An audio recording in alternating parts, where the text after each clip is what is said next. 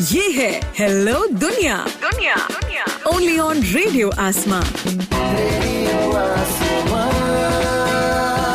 इसके सिवा जाना कहाँ। Business update.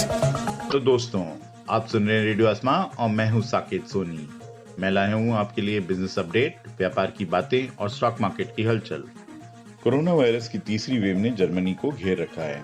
वहां की चांसलर एंजेला मर्केल ने ये कहा कि अब कोरोना वायरस के समक्ष लॉकडाउन को काफी कड़क करा जाएगा, क्योंकि इस समय जर्मन लोग काफी लहतलाली कर रहे हैं और साइंटिफिक आंकड़ों को दरकिनार कर रहे हैं। आपको बता दें, जर्मनी में कल 590 लोगों की कोरोना वायरस से मौत हुई, जो कि एक रिकॉर्ड आंकड़ा है, और उनके केसेस लगभग 20,000 लोगों से बढ़े।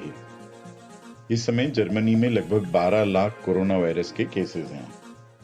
वहीं कोरोना वायरस के ऊपर भाषण देते हुए वहां की ऑपोजिशन AfD पार्टी की लीडर एलिस वील्ड ने कहा कि लॉकडाउन बिल्कुल नाकाफी है और एमलेस है।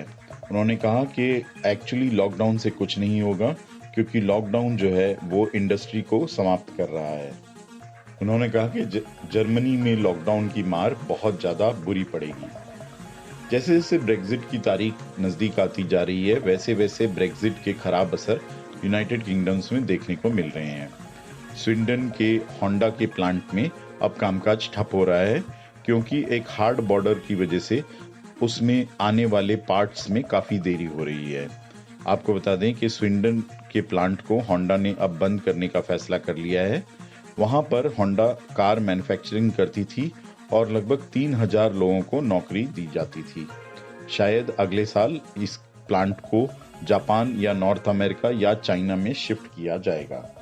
इस समय यूके के prime minister Boris Johnson Brussels में हैं और इस समय वो यूरोपियन यूनियन की प्रेसिडेंट से बात कर रहे हैं, ताकि उनको कोई एक करार मिल जाए जिसकी वजह से उनकी एक्सपोर्ट्स पे टैरिफ घट सकती है।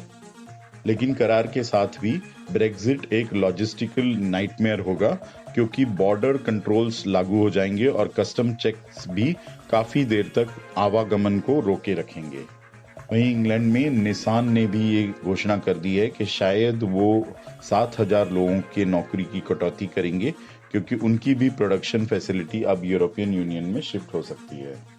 ब्रिटेन में बना रहे कार मैन्युफैक्चरर्स को अब ऐसा लग रहा है कि उन्हें सालाना 15 बिलियन पाउंड्स का नुकसान हो सकता है अगले 5 सालों तक।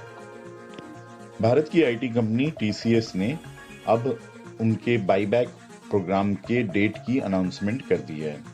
बताया जा रहा है कि बाईबैक दिसंबर 18 को खुलेगा और जनवरी 1 को बंद होगा।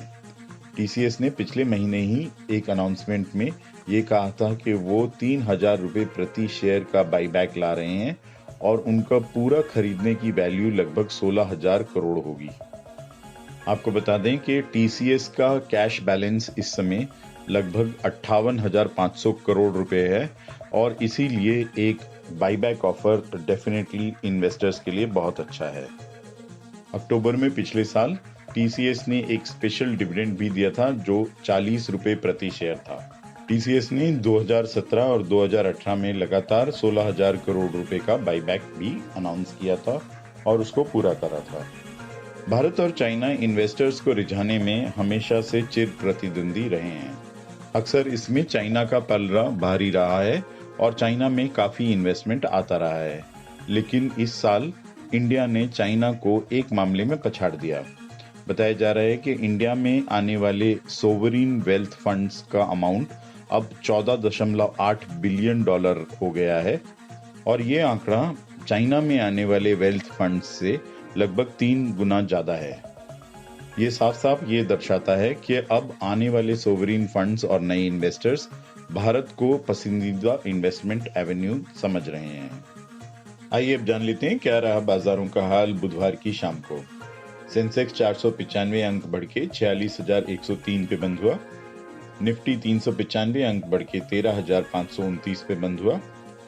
डाउ जोन्स में गिरावट 105 अंकों की थी और 30,067 का स्तर दिखाई दिया।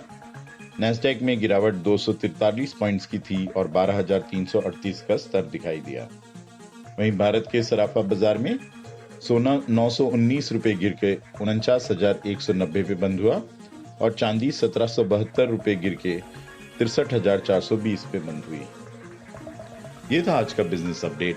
मैं हूं साकेत सोनी और आप सुन रहे हैं रेडियो आसमां, इसके सिवा जाना कहां। बिजनेस अपडेट रेडियो आसमां।